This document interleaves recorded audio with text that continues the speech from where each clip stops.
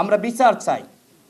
হাসিনা যে অন্যায় করেছে সেটার বিচার হইতে হবে, একই সাথে ঐক্যমতের ভিত্তিতে সংস্কার হইতে হবে এবং নির্বাচন, অর্থাৎ বিচার, সংস্কার, নির্বাচন বাংলাদেশের জন্য নতুন রাষ্ট্র গঠন করার জন্য তিনটাই গুরুত্বপূর্ণ।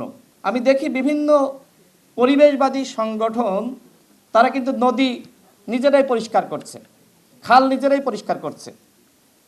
তা আপনারা তরুণরা শুরু করেন, আমাদেরকে ডাকেন, ইনশাআল্লাহ আপনাদের সাথে আমাদেরকে পাবেন। নদী, পানি, কৃষি, এই তিনটা সবাই মিলে যদি আমরা রক্ষা করতে পারি, আমরা যদি সংস্কার করতে পারি, তাহলে ইনশাআল্লাহ আমরা নতুন বাংলাদেশ উপহার পাব। সর্বশেষ বলবো, আমার একটিমাত্র দেশে যাওয়ার সুযোগ হয়েছে, চীনের সরকারের আমন্ত্রণে গিয়েছিলাম। তো সেখানে গিয়ে দেখলাম যে রাস্তায় কোথাও ধুলা নাই। আপনি অনেক খুঁজেও আসলে ধুলা পাবেন না।